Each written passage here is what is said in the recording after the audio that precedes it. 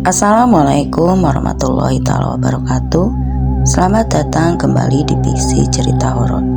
Untuk kisah kali ini ada sebuah kisah dari akun Twitternya Om Ras. Dan untuk kisah kali ini adalah sebuah kisah yang berjudul Pelet Darah Haid. Dan untuk seperti apa kisahnya, mari kita masuk ke ceritanya. Ya, yang itu lagi Mat, ujar seorang lelaki yang berwajah lumayan tampan dengan penampilan yang sangat rapi sambil menuju ke arah tumpukan karung beras yang baru saja selesai dikeluarkan dari dalam truk. Setelah pekerjaan orang-orang yang membantunya selesai, lelaki itu pun lantas memanggil mereka. "Ayo kita ke warung dulu," ajaknya, seraya menuju ke warung kopi yang berada di seberang jalan. Lelaki itu membiarkan anak-anak buahnya memesan mie dan es teh. Namun salah satu di antara mereka tampak ragu-ragu untuk memesan, sehingga membuat si lelaki bertanya, "Kenapa Mas?" "Tapi saya makan di rumah saja," jawab pemuda itu. Namun si bos tersenyum seraya menggelengkan kepala. "Kamu baru bergabung hari ini kan? Nah, kami di sini setelah bekerja memang selalu ke warung terlebih dahulu, karena prinsip saya tidak akan membiarkan orang yang telah membantu pekerjaan saya kelaparan. Dan tenang saja, semua makanan dan minuman ini gratis. Karena saya yang bayar, tidak akan saya potong kok dari upah kalian." Pemuda itu pun langsung menunduk. "Ayo pesanlah makanan dan minuman untukmu."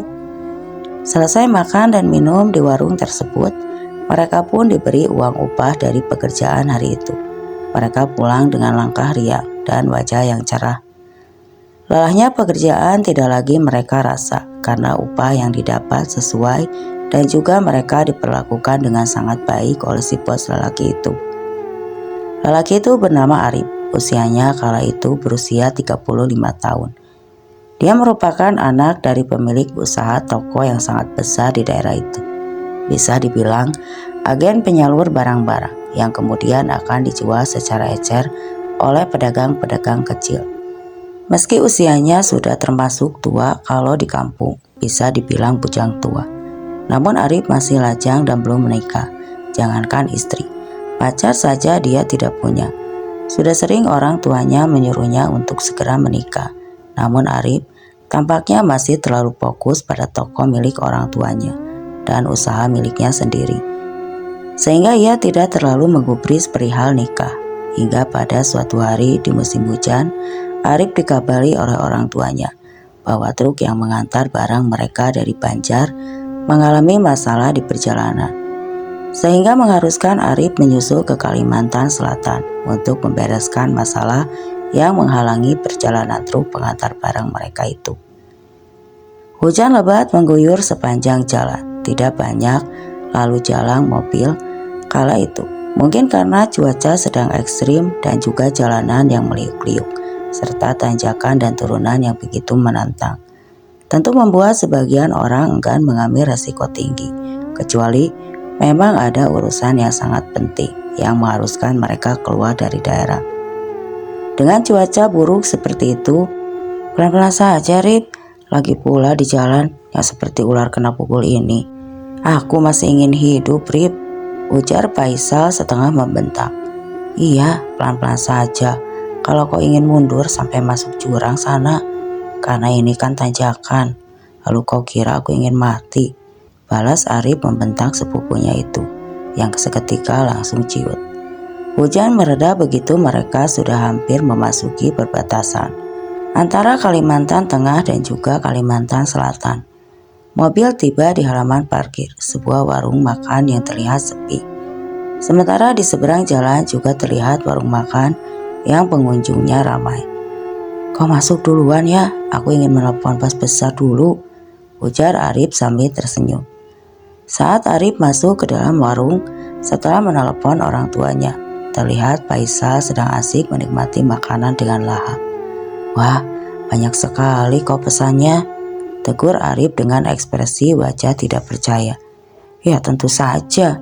Ini saja tidak cukup sebagai kompensasi atas nyawaku yang hampir lepas dari badan akibat perjalanan tadi," sungut Faisal. "Dasar," gerutu Arif. sambil menggelengkan kepalanya.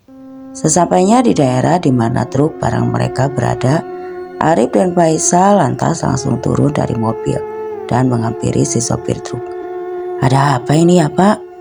tanya Arif sesaat setelah bertatap muka dengan sopir truk itu. "Mereka menahan truk ini Pak." "Siapa?" Supir truk nampak takut menjawab pertanyaan Arif tersebut. Tapi karena terus didesak oleh Arif, akhirnya ia pun jujur. "Mereka siapa?" "Polisi." Segera si sopir menggelengkan kepala. "Bukan bos, mereka preman yang sudah biasa meminta jatah pada sopir." Arif menarik napas panjang. "Kalau begitu, kenapa tidak dilaporkan saja ke polisi biar mereka jengah?" "Saya tidak berani mengambil resiko bos, karena saya sering lewat jalan sini." Arif menggelengkan kepalanya. Wajahnya tampak geram mendengar cerita sopir truk itu. "Berapa yang mereka minta?" tanya Arif kemudian. 10. "Lah, itu sih bukan jatah namanya, tapi pemerasan." "Jangan mau Rip, langsung laporkan saja ke polisi," ujar Faisal emosi begitu mendengar jumlah yang diminta oleh preman yang menahan truk mereka. Suasana semakin tidak nyaman begitu ketua dari preman itu datang untuk bernegosiasi dengan Arif. Namun dengan santai Arif mencoba untuk berbicara baik-baik kepada orang tersebut. Sementara Faisal tampak merenggut melihat lelaki dengan wajah sangar yang hanya mengenakan kaos putih yang sedang duduk bersama Arif tersebut. Tidak berapa lama seorang datang ke sana dan langsung berjabat tangan dengan Arif. Mereka terlihat sangat akrab. Lalu tidak lama kemudian, truk yang mengantar barang milik keluarga Arif pun diperbolehkan lewat tanpa membayar uang sedikit pun. "Siapa orang itu tadi? Sepertinya preman yang bicara denganmu tadi. Takut padanya," ujar Faisal. "Dia kenalanku, orangnya sangat dihormati di daerah sini." Mendengar jawaban Arif, Faisal hanya manggut-manggut. Setelah masalah itu selesai, Arif dan Faisal tidak langsung pulang. Mereka terlebih dulu berjalan-jalan menikmati suasana salah satu kota yang berada di Kalimantan Selatan. Dan saat mereka sedang makan di warung pinggir jalan, tiba-tiba ada seseorang yang menghampiri mereka. "Arif," sapa lelaki itu. Jamal," ujar Arif menyebut nama orang itu, yang ternyata adalah salah satu temannya semasa bersekolah dulu. Obrolan berlangsung dengan hangat, sesekali diselingi tawa keduanya. Sementara Faisal hanya melongo mendengarkan obrolan mereka yang menurutnya tidak seru. "Kak," panggil seseorang wanita pada Jamal. "Astaga, saking asiknya ngobrol aku lupa kalau adikku sedang menunggu di sana," ujar Jamal tertawa. Faisal menoleh ke arah perempuan itu. Wajahnya memiliki tanda Brahma hampir di seluruh wajah. Tanda Brahma itu sampai ke bagian putih matanya yang menjadikan putih matanya berwarna merah.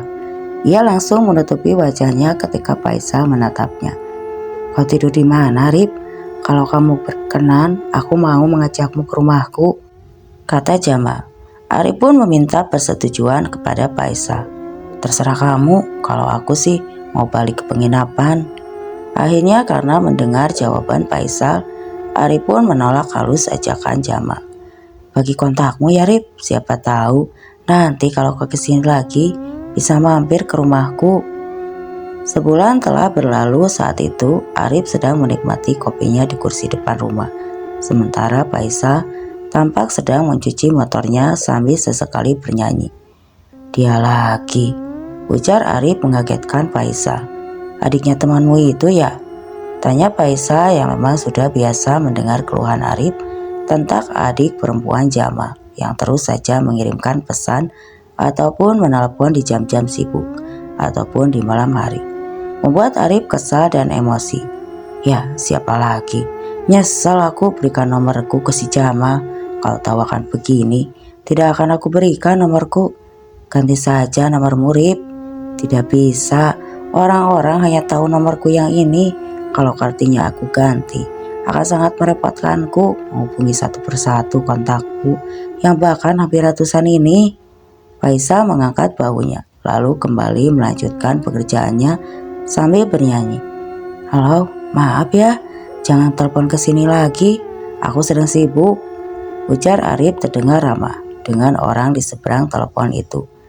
"Kamu mau kemana, Sal?" tanya Arif di suatu hari pada Faisal yang terlihat sudah siap-siap berangkat dengan membawa tas. "Aku mendapatkan panggilan kerja, jadi aku berangkat hari ini. Padahal semalam aku sudah bilang waktu makan itu, kau tidak ingat kah?" "Oh iya, aku lupa. Aku pusing dengan perempuan itu. Tidak mengerti kah atau memang agak-agak kurang waras ya?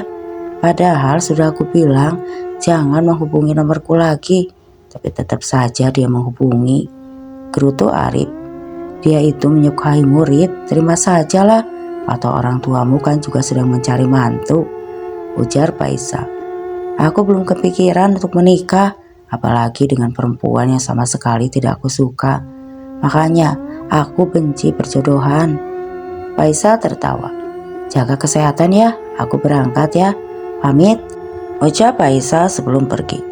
Seminggu kemudian Arif kembali diharuskan untuk ke Kalimantan Selatan lagi saat hampir mendekati perbatasan Kalteng-Kalsel. Telepon milik Arif tiba-tiba berderi, dan ketika akan mengangkat telepon itu, kemudian telepon genggam itu terjatuh. Mengira yang menelpon adalah salah satu kontak penting. Tanpa pikir panjang, Arif langsung berusaha mengambil telepon genggamnya. Namun secara tiba-tiba saat telepon sudah didapatnya, ia melihat seseorang melintas di depan jalan. Rem mobilnya pada saat itu blok. Sudah pasti ia akan mengalami kecelakaan tunggal di sana.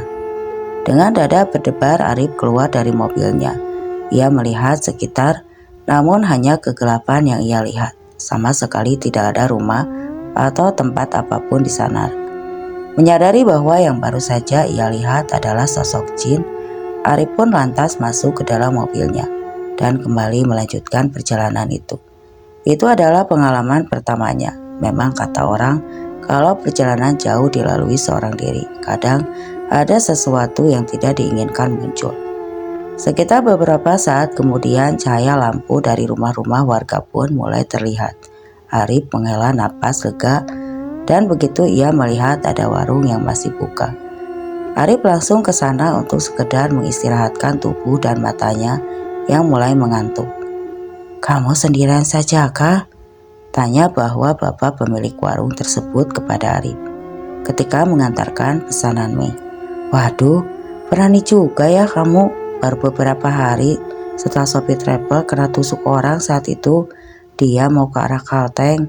Itu beritanya ramai sekali, jadi perbincangan mulut ke mulut," cerita si bapak bergidik ngeri. "Wah, betul. Iya, buat apa aku berbohong?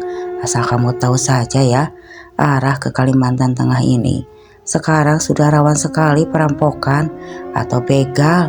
Banyak sudah kejadiannya. Ada juga satu keluarga yang kena rampok. Kasihan sekali." Arif ikut meringis mendengar cerita si bapak, dan cerita si bapak berhenti begitu beberapa pemuda masuk ke area warung. Sekilas Arif melihat salah satu pemuda itu tampak memperhatikannya. Ketika Arif menganggukkan kepala, si pemuda itu lantas tersenyum. Saat membayar makanan yang ia pesan tadi, Arif meminta izin untuk ikut parkir sebentar di halaman warung, karena ia ingin tidur. Beberapa saat guna menghilangkan lelah dan kantuknya, si bapak yang baik hati itu pun mengizinkan. Bahkan beliau menawari Arif untuk tidur di dalam rumahnya dan melanjutkan perjalanan di keesokan paginya. Sekitar pukul 4:30 subuh, Arif kembali melanjutkan perjalanan setelah sebelumnya ia terlebih dulu membasuh wajahnya dengan air mineral botolan yang dibeli di warung sebelumnya. Ketika tiba di sebuah pasar yang terlihat dari pinggir jalan raya, Arif langsung mencari tempat parkir area pasar tersebut. Ia berniat mencari makanan untuk sarapan. Setelah beberapa saat berjalan di pasar, alangkah Arif terhenti di sebuah warung nasi milik seorang ibu-ibu tua yang sangat ramah. Di situ ia makan dan minum teh hangat, cukup membuatnya pulih kembali tenaganya yang terkuras selama di perjalanan. Selesai makan, Arif langsung pergi. Ia terlebih dahulu membeli beberapa kue untuk bekal di perjalanan. Singkat cerita, 6 hari telah berlalu. Setelah usahanya beres, Arif pun berniat untuk kembali ke rumahnya di Kalimantan Tengah. Namun begitu ia baru saja hendak keluar dari salah satu toko, Arif dikagetkan dengan kemunculan Jamal. "Kamu ngapain kemari? Tempat ini kan jauh dari rumahmu?" tanya Arif kaget. "Beda, aku kan kita bertemu lagi, Rip." "Iya, ini aku sedang ada di urusan, Rip. Masalah pekerjaan, makanya sampai kemari." Arif membulatkan bibirnya sembari menggaguk. Ya, tentu saja pertemuan itu hanya kebetulan. Karena Arif sama sekali tidak mengabari Jamal tentang kepergiannya ke Kalimantan Selatan. "Kalau begitu, aku duluan ya. Sebentar, aku boleh ikut gak sampai ke kota? Aku kan soalnya kemarin aku pergi naik bis, dan seperti yang kamu tahu, di sini jauh dari terminal, akan susah dan buang-buang waktu kalau aku harus ke terminal lebih dulu. Sementara waktuku tidak banyak, karena beberapa hal pekerjaanku harus aku bereskan dalam waktu singkat. Jadi aku benar-benar tidak ingin buang-buang waktu. Kita searah ini." Merasa kasihan pada Jamal, Arif pun langsung menyetujui. Sesampainya di rumah Jamal, Arif dipaksa untuk mampir sejenak. Bahkan orang tua Jamal juga memaksa Arif untuk menginap semalam di rumah mereka. Merasa tidak enak menolak, Arif pun menyetujui untuk mampir dan menginap semalam di sana. Keluarga Jamal sangat ramah sekali padanya. Bahkan ibunya Jamal sampai memasakkan macam-macam untuk Arif. Namun anehnya, adik perempuan Jamal sama sekali tidak terlihat keberadaannya di rumah itu. Mungkin andaikan dia ada, tentu saja keadaan menjadi canggung. Sebab Arif pernah memarahinya perihal dia yang selalu menelpon di jam-jam sibuknya. Arif malam itu, Jamal dan Arif, ayahnya Jamal, mengobrol-ngobrol di teras rumah, ditemani kopi hitam dan beberapa kue pasar. Setelah mengobrol, Arif dan Jamal tidur. Keesokan paginya, mereka sarapan nasi bungkus dan kopi hitam. Selesai sarapan, Arif berpamitan untuk pulang. Tidak lupa ia menyelipkan beberapa lembar uang di tangan orang tua Jamal sebagai ucapan terima kasihnya. "Rip, kenapa minyak itu belum mereka antar ya?" tanya ibunya kepada Arif yang tengah melamun di teras rumah. Arif tampak berbeda setelah ia pulang dari Kalimantan Selatan. Wajahnya selalu lesu dan tidak bersemangat. Bahkan pada usahanya yang sangat dicintainya pun, Arif ini terlihat acuh rasanya. "Saya ingin menikah," ucap Arif membuat ibunya membelalakan mata. "Benarkah nak? Sama siapa? Atau aku yang mencarikan perempuan untukmu?" tanya ibunya dengan mata berpindah. "Saya sedang mendapatkan calon, Mah." "Siapa? Anaknya Sulaiman itu kah?" "Bukan, Mah. Dia adiknya teman sekolahku dulu." "Oh, ya pantas. Mama ini tidak tahu. Tapi kenapa baru sekarang bilang? Aduh, kapan mau Mama lamarkan? Secepatnya lebih baik, Mah." "Ah, begitu ya? Baiklah, biar Mama bicarakan dulu dengan ayahmu." Ibunya Arif semakin terbelalak kaget mendengar jawaban anaknya yang selama ini dikenal sangat tidak mau disinggung masalah menikah. Namun kali ini malah dia yang sepertinya tergesa-gesa untuk menikah. Ada apa ya? Pertanyaan itu muncul berulang kali di benak sang ibu. Kenapa sampai ingin secepatnya? Apa perempuannya sudah hamil? "Tidak, Mak, dia tidak hamil. Saya ingin secepatnya menikah, malah dituduh macam-macam. Giliran saya tidak mau menikah malah ribut.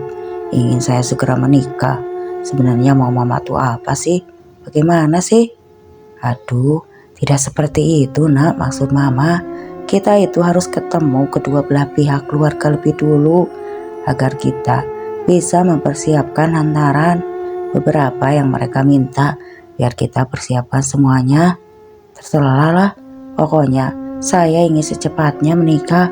Lagi pula saya kan juga udah punya uang untuk pernikahan," jawab Arif terdengar tidak senang.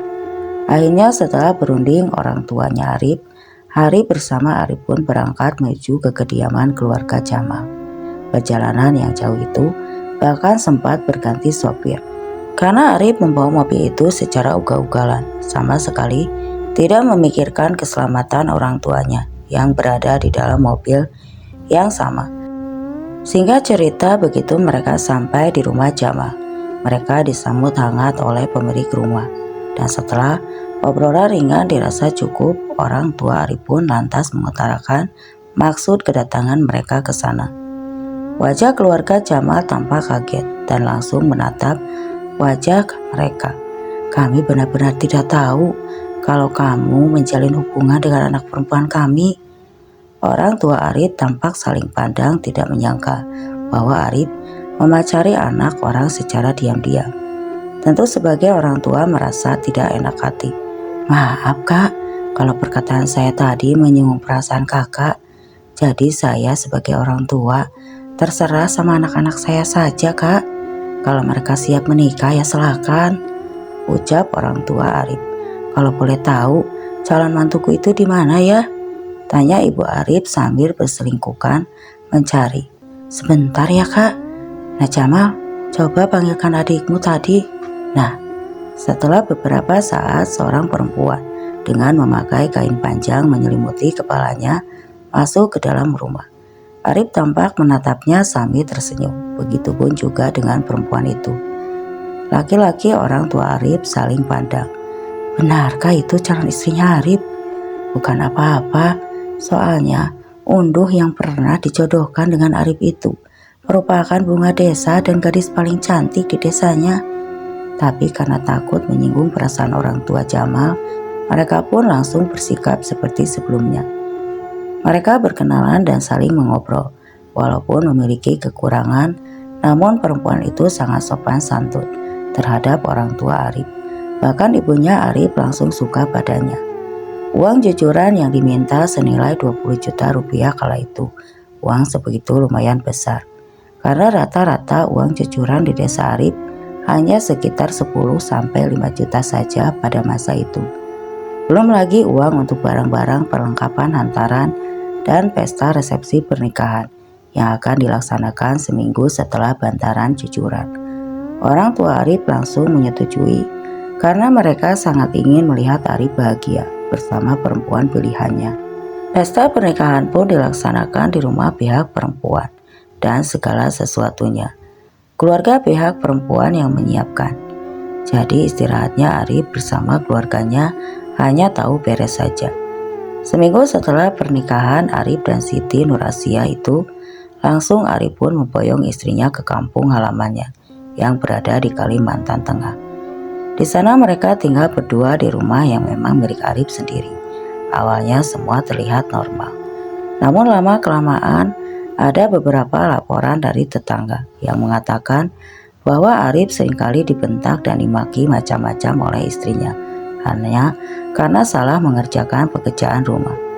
Tentu saja orang tua Arif tidak langsung percaya karena saat ditanyakan langsung dengan Arifnya, Arif sama sekali tidak membenarkan kabar tersebut.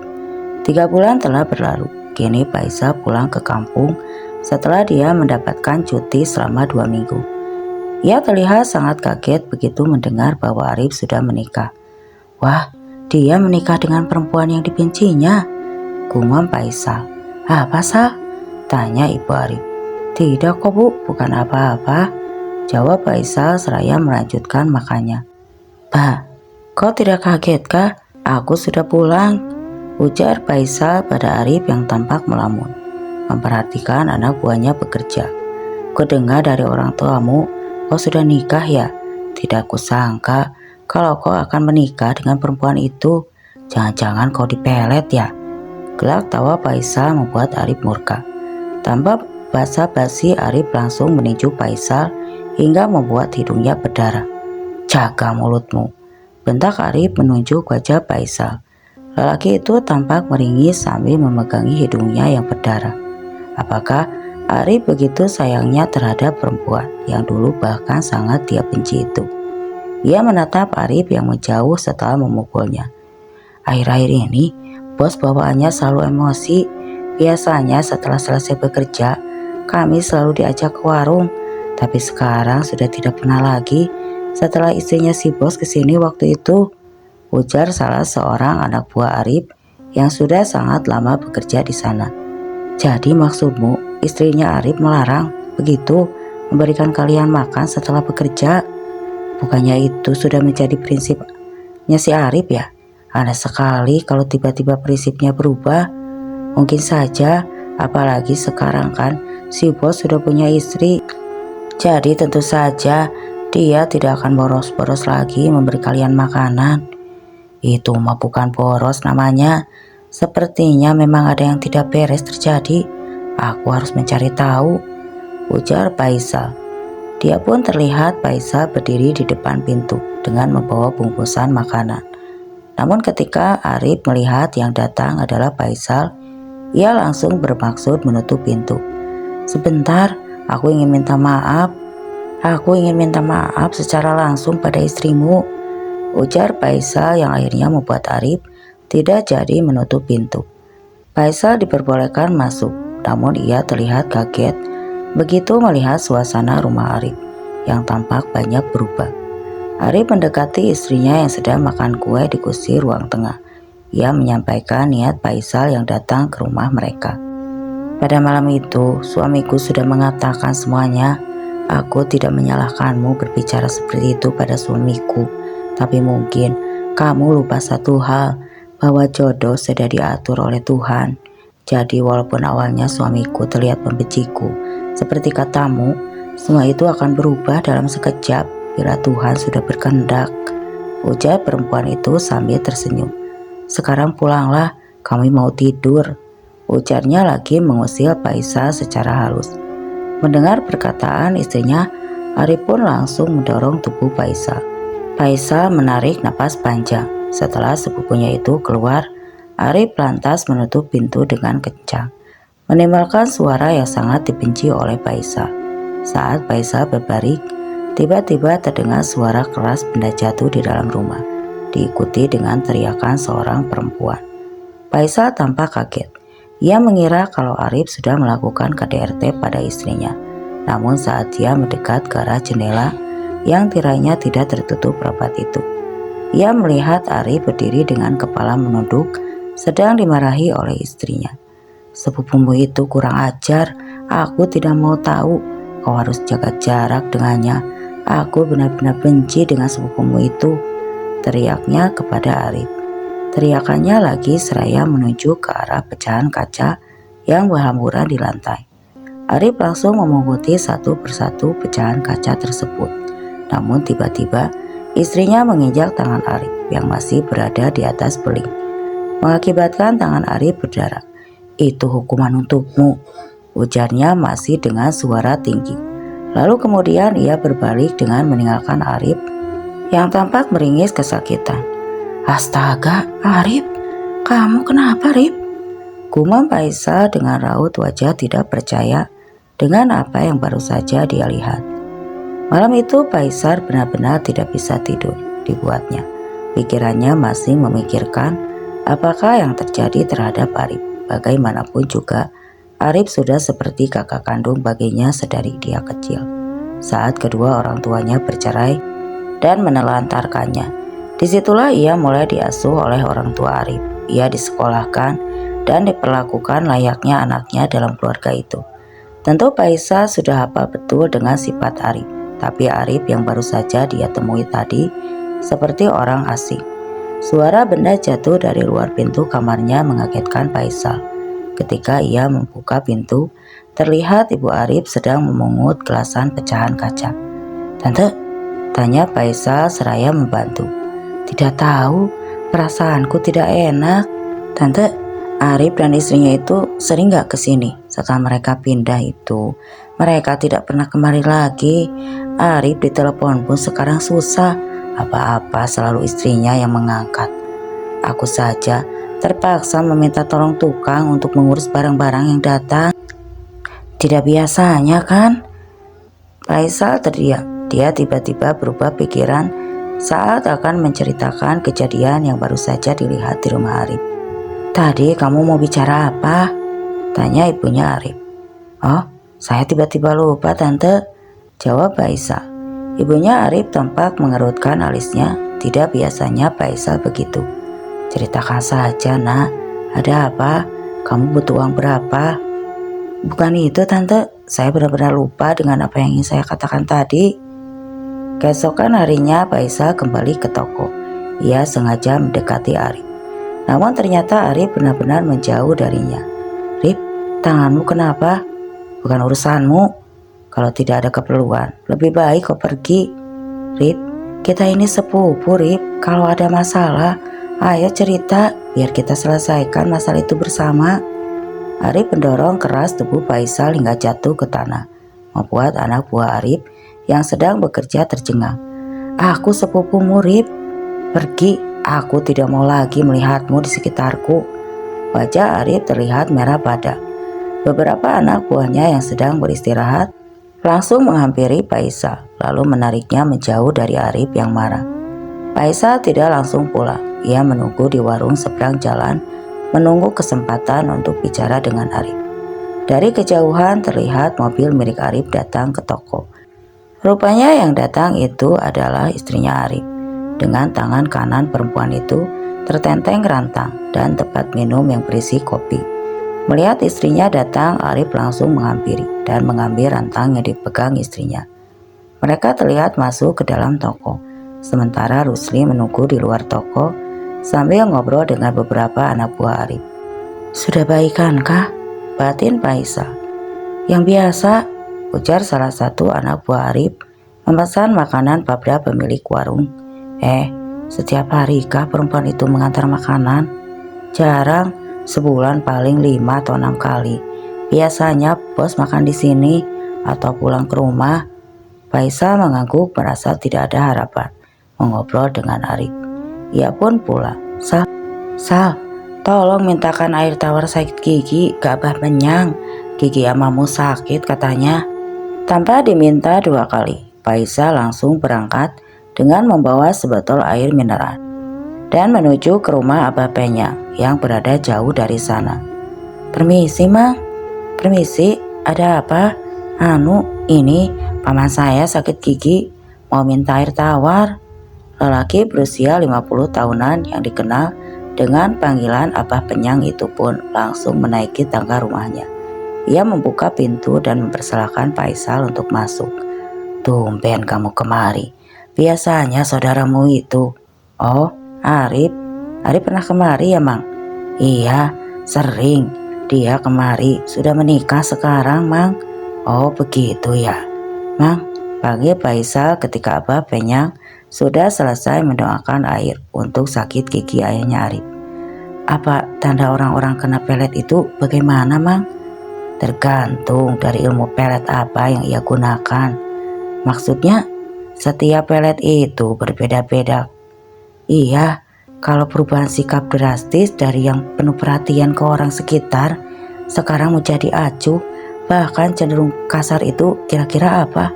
Termasuk tanda apa ya, Mang?" "Ya, bisa saja atau mungkin juga perubahannya itu disebabkan oleh masalah kehidupannya. Tidak mau saya kenal betul orang. Dia itu kalau ada masalah, jangankan sebesar gunung, sekecil debu saja dia cerita sama saya. Dia ini tipe orang yang penyayang dan peduli terhadap sekitar. Tapi setelah beristri, dia berubah jadi kasar. Bahkan belum lama ini, saya lihat dengan mata kepala saya sendiri kalau dia itu dimarahi oleh istrinya sampai tangannya diinjak di atas beling. Ia sama sekali tidak melawan, Mang." "Saudaramu itu?" "Iya, Mang. Dan kalau memang dia kena pelet, saya ingin membantu dia, Mang, supaya dia bisa kembali seperti dulu. Dan bukannya saya menghina, Mang, tapi perempuan yang jadi istrinya sekarang itu mukanya biasa-biasa saja, Mang. Di bawah standar lah. Kalau untuk mempermainkan sepupu saya yang mukanya lumayan ganteng itu dan berduit itu, mana sepupu saya ini sebelumnya itu benci sekali dengan istrinya ini, Mang." "Oh iya, dia juga pernah dijodohkan sama perempuan sini yang kata orang bunyinya desa. Lah, tapi dia nggak mau sih Arifnya ini, Mang. Begitu ya. Kalau memang seperti itu, nah ini nanti aku beri air minum ke saudaramu itu. Kalau dia menolak atau tidak mau meminumnya, berarti dia memang kena pelet. Dan semisal dia menolak, lalu apa yang harus saya lakukan? Karena posisinya sekarang ini, sepupu saya ini benci sama saya." Emang dia juga dilarang istrinya untuk bertemu saya? Kalau memang nanti dia menolak, maka kita harus pelan-pelan memaksanya. Memaksa minum air yang Amang kasih itu. Amang Peyang menggeleng.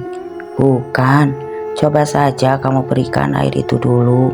Kalau dia menolak, kamu kasih tahu aku, biar aku yang memikirkan caranya. Sepulangnya dari rumah Bapak, Yang Faisal diam-diam menyimpan air di dalam botol tersebut di kamarnya. Ia tidak ingin bila orang tua Arif mengetahui rencananya. Faisal terus memikirkan cara untuk memberikan air tersebut pada Arif. Namun sangat sulit baginya bila melakukan ini seorang diri. Berjam-jam ia memikirkan cara, namun tidak juga menemukan jalan keluar.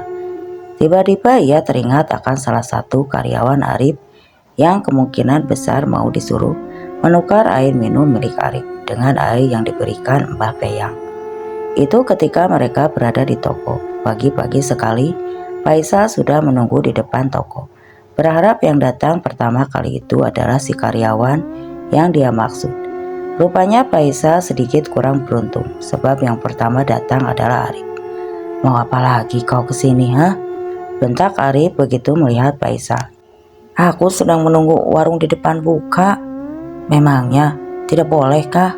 Arif tidak menjawab. Dia langsung membuka tokonya dan masuk ke dalam, tidak menghiraukan Faisal yang masih berada di luar. Tidak berapa lama kemudian si karyawan yang ditunggu akhirnya datang juga. Faisal langsung menarik tangan dan membawanya menjauh dari toko. Kamu mau uang ya? Tentu. Kalau begitu, kamu mau bekerja untukku? Wah, apakah ini persaingan keluarga? Kalau iya, aku tidak mau mengkhianati si bos. Bukan itu. Faisal langsung membisikkan apa yang dia rencanakan nanti. Nanti kalau ketahuan, aku pasti langsung diberhentikan. Namun setelah dibujuk, akhirnya si karyawan itu pun mau mengikuti rencana Faisal. Sementara itu Faisal menunggu di warung depan. Perasaan cemas bagaimana? Tanya Faisal yang dari tadi menunggu saat karyawan itu pulang. Sepertinya sama sekali tidak diminum, bos. Air itu dibiarkan saja, padahal sudah aku tukar. Faisal menghela napas panjang. Berarti benar dugaannya.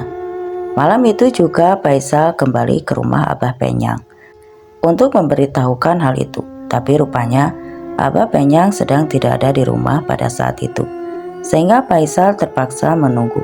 Sekitar pukul 9 malam barulah Abah Penyang pulang. Ia terlihat kaget melihat keberadaan Faisal di tangga rumahnya. Dia tidak mau minum itu, Mang. Berarti dia memakan pelet kan? Beliau tidak menjawab dan langsung membereskan renge yang berada di dalam luntungnya. Bagaimana, Mang? Mang, sebentar.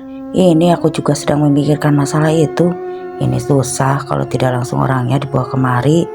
Setelah mendengarkan perkataan Abah Penyang, Faisal ikut berpikir keras mencari cara agar Arif bisa dibawa ke sana tanpa istrinya. Apa orang tuanya sudah tahu? Belum, Mang.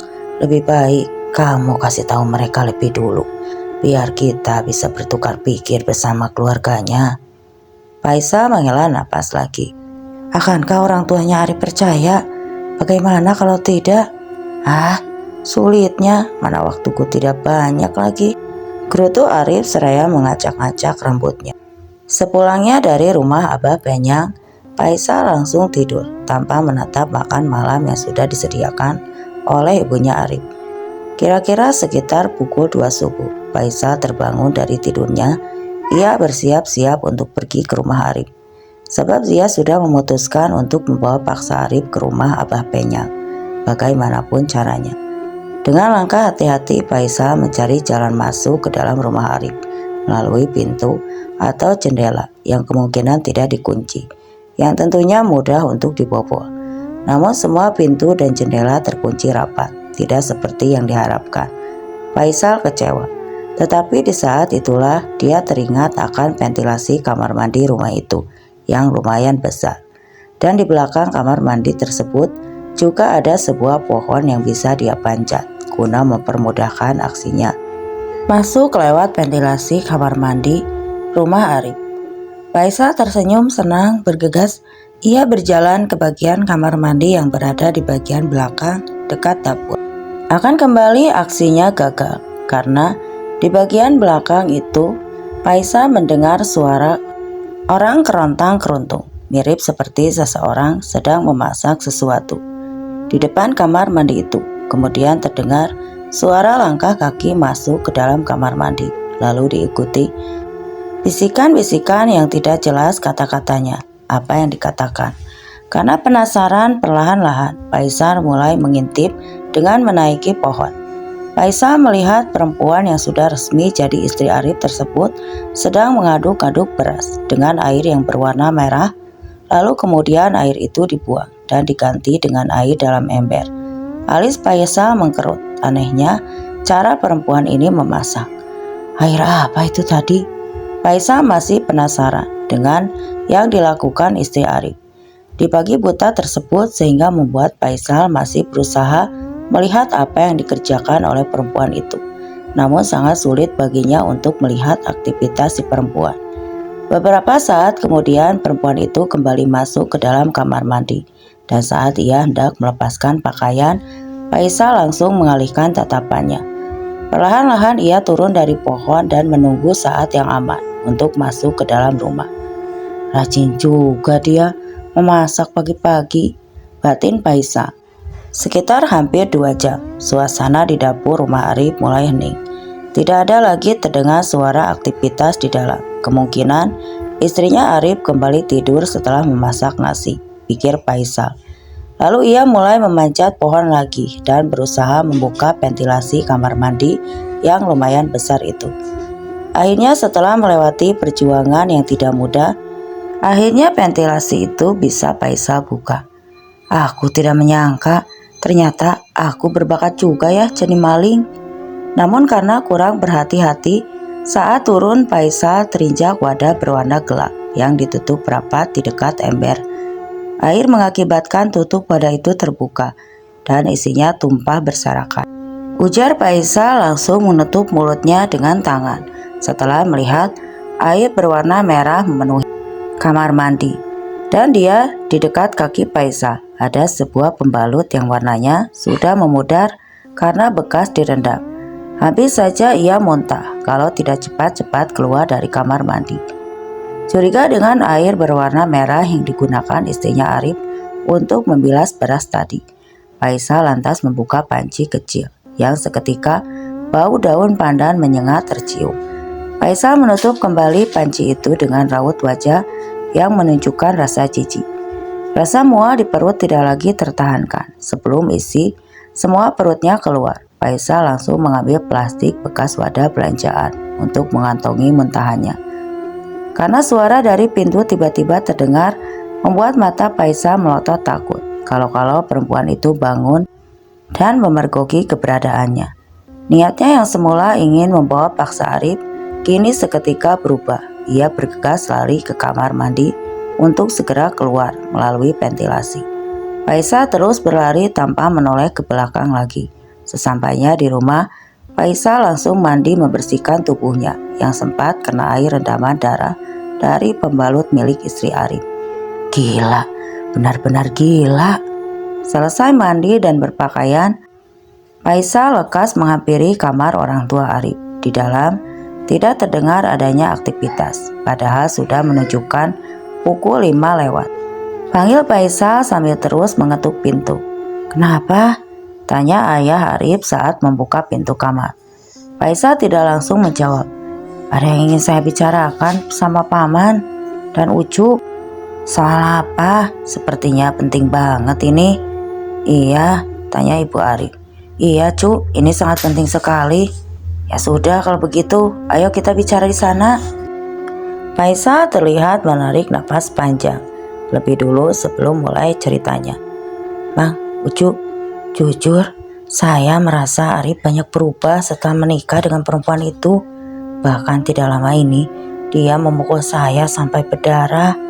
Dan saat saya ke rumah mereka, Paisa menceritakan tentang tangan Arif yang diinjak di atas beling oleh istrinya. Sampai ketika Paisa ingin membawa paksa Arif ke rumah Mbah Penyang.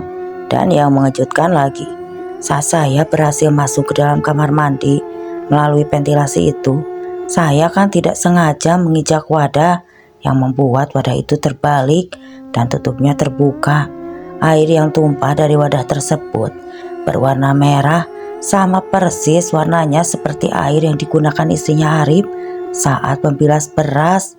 Dan yang mengejutkan lagi, bahkan saya sendiri tidak menyangka ternyata air itu berasal dari rendaman pembalut milik istrinya. Oh ya, kata anak buahnya Arif, istrinya Arif itu memang tidak rutin mengantar makanan ke toko. Dalam 1 bulan hanya 5 atau 6 kali saja, seperti jadwalnya perempuan haid. Dan perempuan itu, perubahan Arif yang begitu drastis, saya yakin Arif sudah kena pelet perempuan itu. Pelet yang tidak baik. Astaga, serius kamu Sal? Kamu gak lagi bohong kan? Tanya ibunya. Ya elah Cuk, buat apa saya bohong? Kalau itu tidak percaya, Ucuk bisa tanya orang-orang di toko atau tetangga-tetangga yang berdekatan dengan rumah Arif. Saya tahu persis Cuk, Arif sebelumnya memang membenci perempuan itu. Itu tidak bakalan dia suka. Hari-hari Arif mengomel karena terlalu diteleponnya. Tanya juga sama orang-orang yang kenal dengan Arif, bagaimana perubahan Arif sekarang. Dia terlihat seperti orang bodoh Cuk, linglung, seperti mayat diberi nyawa saja. Sangat jauh berbeda dengan Arif yang kita kenal dulu. Ya, aku juga memiliki kecurigaan. Pernah waktu aku ke rumahnya saat itu, aku lihat Arif sedang memotong kuku kaki istrinya. Tiba-tiba saja istrinya itu memukul kepala Arif dengan botol air. Saat itu dia tidak menyadari kalau aku datang. Dan ketika dia sudah menyadari, istrinya Arif ini, dia langsung terlihat gugup, canggung di hadapanku. Aku pada saat itu tidak terlalu ambil hati dia perlakukan anakku begitu, karena aku pikir mereka memang sudah biasa melakukannya. Ya namanya juga rumah tangga nak, tidak enak kalau kita terlalu mencampuri. Kamu ke rumah mereka itu kenapa loh? Kamu lupa kan waktu itu ada urusan di Kalimantan Barat. Aku minta tolonglah sama si Arif ini, tapi oleh istrinya Arif tidak diperbolehkan pergi mewakili aku. Jadilah aku berangkat sendiri. Ingat kan? Iya Mang. Cuk, berarti niat istrinya ini memang gak baik, seolah ingin menjauhkan Arif dari keluarganya. Kalau memang perempuan itu tidak berlaku baik terhadap anakku, aku akan bersumpah tidak akan memaafkannya. Setelah mereka bertiga berunding, akhirnya mereka menemukan cara untuk membawa Arif pulang ke rumah orang tuanya. Hari itu Faisal mengantar ayahnya Arif ke toko. Tampaknya Arif tidak terlalu senang dengan kedatangan mereka. Nah, ibumu sekarang sakit keras. Dia sangat ingin kamu pulang menemuinya, ucap sang ayah dengan wajah memelas. Saya tidak bisa, saya harus izin istri dulu, jawab Arif pelan hampir tidak terdengar. Mana istrimu? Biar aku yang izin padanya. Tidak bisa. Mendengar jawaban Arif yang sudah seperti orang bodoh itu, Faisal menjadi kesal. Meski begitu, ia tetap tidak berbicara sedikit pun. Setelah dibujuk sedemikian rupa, akhirnya Arif mau juga pulang ke rumahnya. Sesampainya di rumah, Arif, istrinya terlihat kaget mengetahui Arif datang bersama ayahnya dan juga Faisal. Tanpa basa-basi, ayahnya langsung membicarakan perihal ibunya Arif yang sakit dan ingin bertemu dengan Arif. Boleh, tapi saya ikut, ujar istrinya Arif. Ya, tentu. Lalu singkatnya berangkatlah mereka ke rumah orang tua Arif. Ibunya Arif berbaring di atas tempat tidur sambil sesekali meringis kesakitan. Sakit apa memangnya, Mak? Tanya istrinya Arif, sambil sesekali menempelkan punggung tangannya di dahi ibunya Arif. Aduh, sakit sekali. Aku sudah tidak kuat. Aduh, jerit ibunya Arif. Sepertinya ibumu harus dibawa ke rumah Abah Penyang, Rip. Sakitnya benar-benar parah ini. Abah Penyang siapa? Tanya perempuan itu dengan alis mata mengkerut. Orang yang paham penyakit-penyakit seperti ini. Saya tidak merasa kalau beliau sakit. Badannya tidak panas, wajahnya juga tidak pucat. Kalau hanya sakit meriang atau sakit kepala, biasanya kan dipanggilin mantri ke rumah, bah. Kasihan kalau harus Arif juga yang mengurus, mana dia mengurus toko dan lain-lain, ujar perempuan itu dengan suara meninggi. Faisal melotot mendengar perkataan dari perempuan itu, seakan tidak ada simpatinya pada bertuanya sendiri. Coba kau pikir bagaimana kalau orang tuamu yang sakit.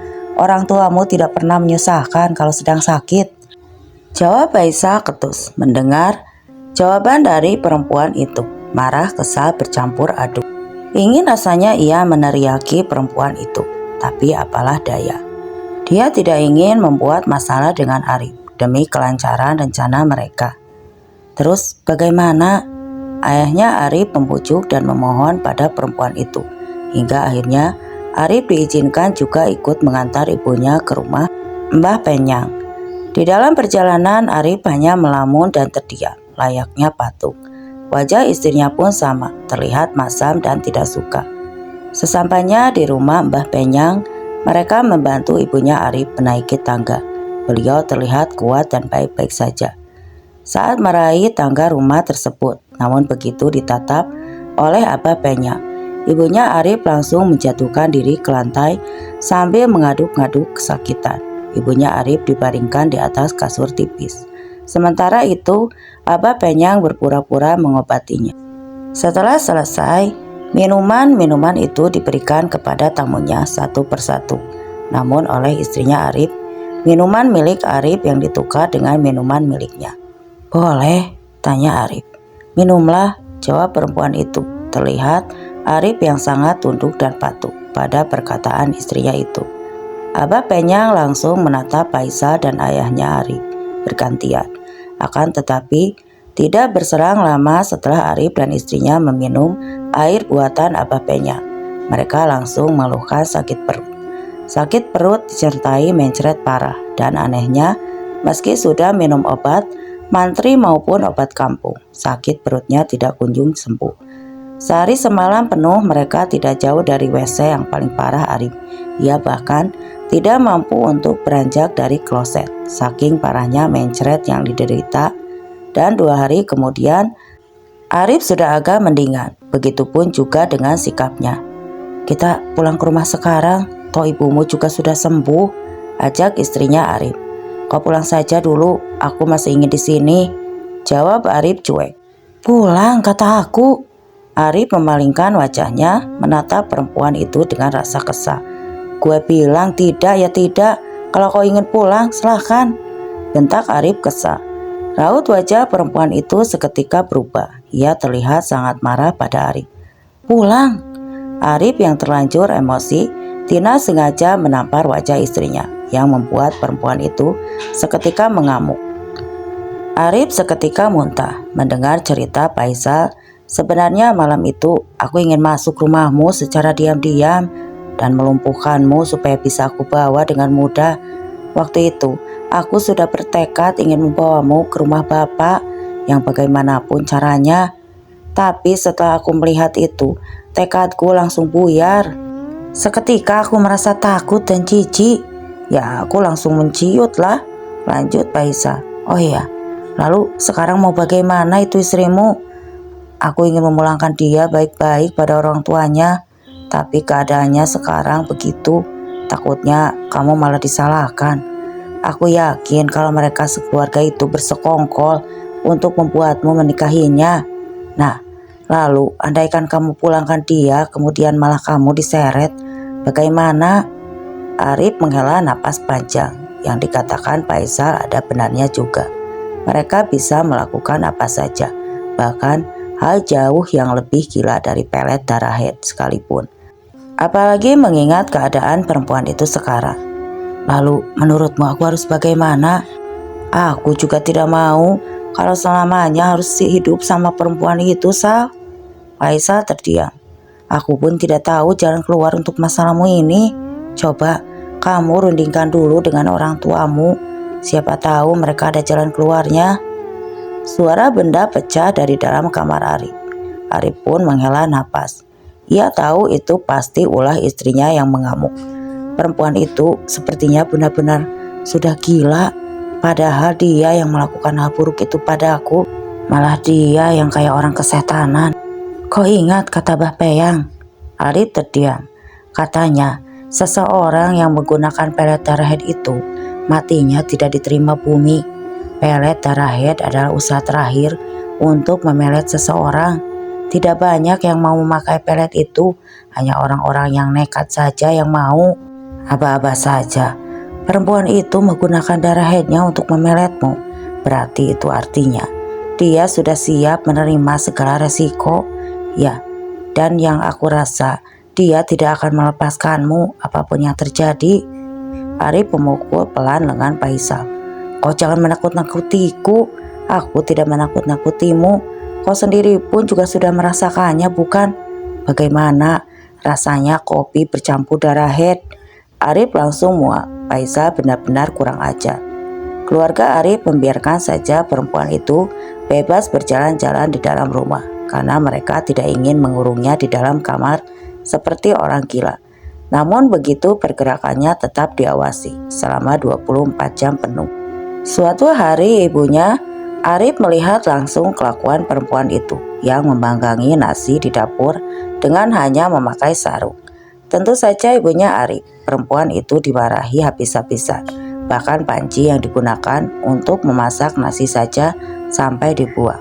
Nah, kalau sudah wajah tidak cantik, jangan sampai kelakuan juga ikut jelek. Kita hidup ini walaupun wajah buruk rupa, yang penting hati dan kelakuan cantik. Baik orang tetap akan menyukai kita. Maksudmu, kau yang menyakali nasi menaruh panci nasi di dalam sarung lalu dikangkangi ini. Apa maksudnya? Apa niatnya? Hah?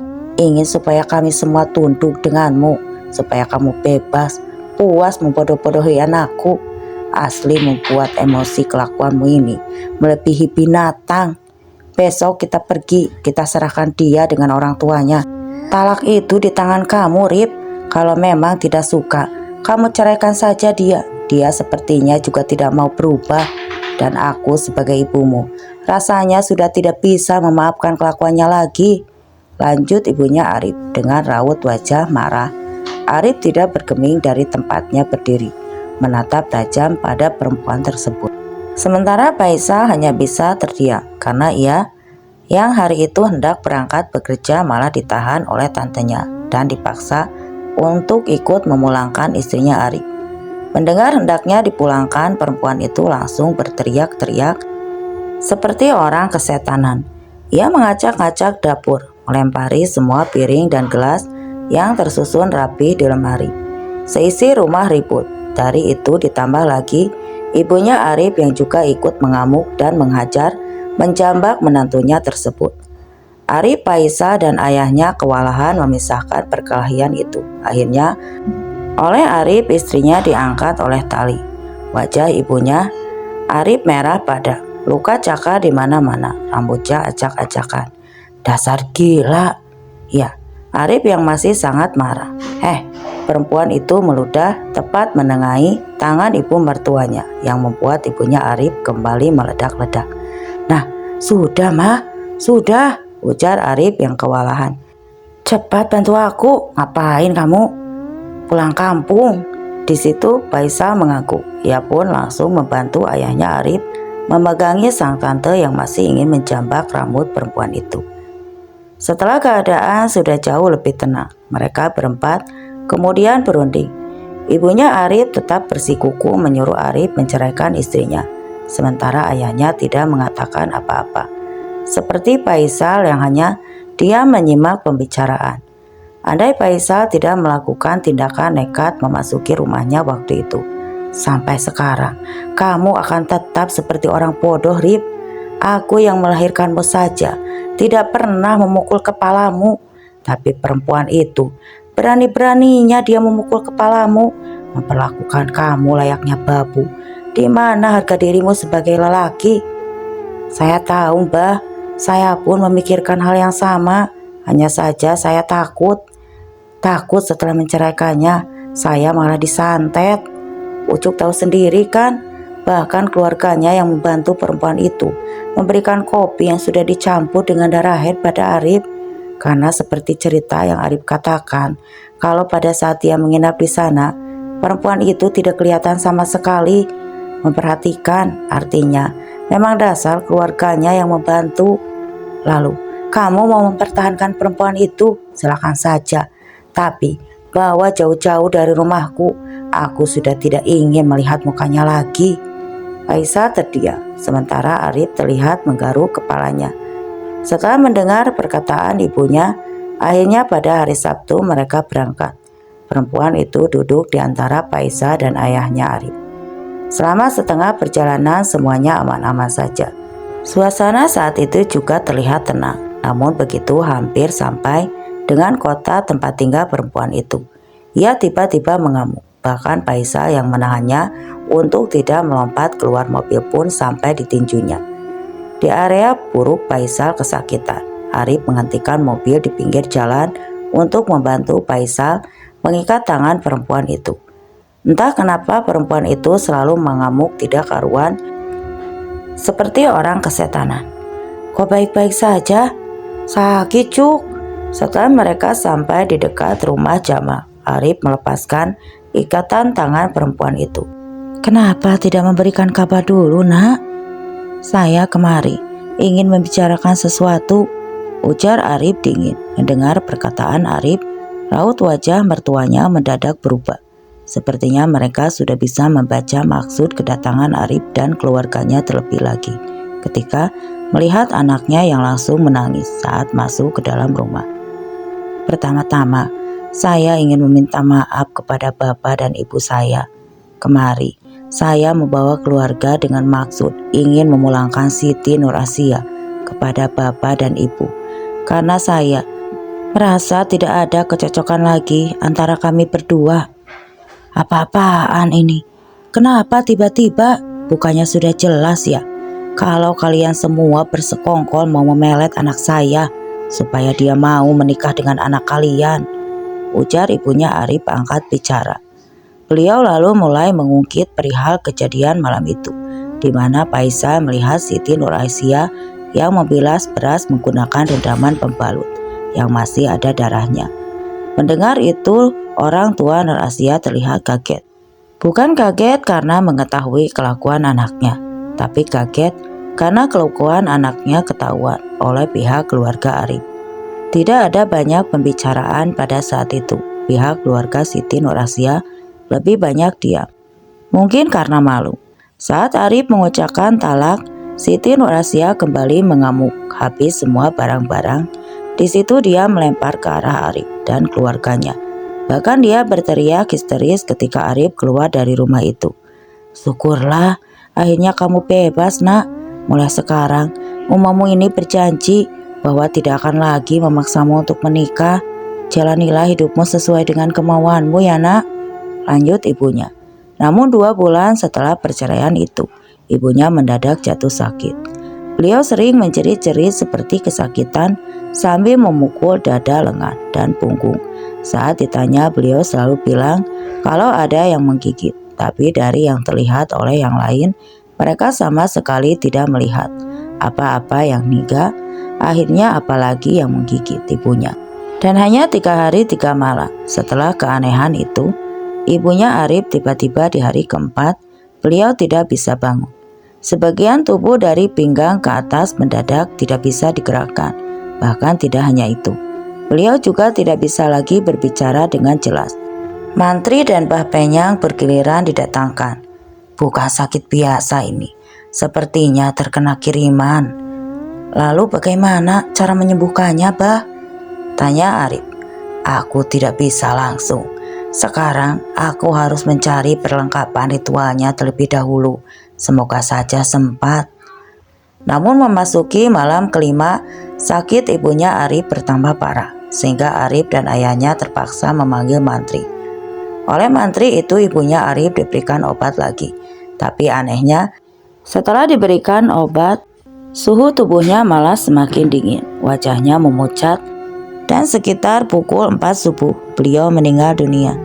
Kematian ibunya membuat Arif terpukul. Ia menyesali perbuatannya yang tidak enakan menolak ajakan Jamal. Dulu andai pada saat itu ia menolak menginap di sana, tentu semua tidak akan terjadi pada ibunya. Sudahlah Arif, ikhlaskan ibumu, dia sudah nyaman di sana. Kau tahu kan, kalau orang baik itu memang berumur pendek, ujar Faisal membuat Arif menatapnya dengan tajam. Aku tidak salah kan, memang orang baik itu disayang Tuhan, makanya umurnya pendek, sebab Tuhan tidak ingin dia berlama-lama hidup di dunia yang rusak ini. Pukulan mendarat di bawah bahunya Faisal. Arif tersenyum. Perkataan Faisal sedikit menghiburnya. Nah, begitu, senyum yang lebar. Setelah itu tidak apa-apa. Ya, tidak ada yang terjadi lagi pada Arif dan keluarganya. 3 tahun kemudian Arif dan Faisal menikahi gadis kembar yang berasal dari daerah Desa TH, desa terpelosok di Kalimantan Tengah. Faisal bekerja mengurus toko dan usaha ayah Arif, sementara Arif sibuk dengan toko dan usahanya sendiri. Begitulah semuanya baik-baik saja hingga ayahnya Arif meninggal dunia dikarenakan usia yang sudah tua. Oke teman-teman, sekian untuk kisah kali ini.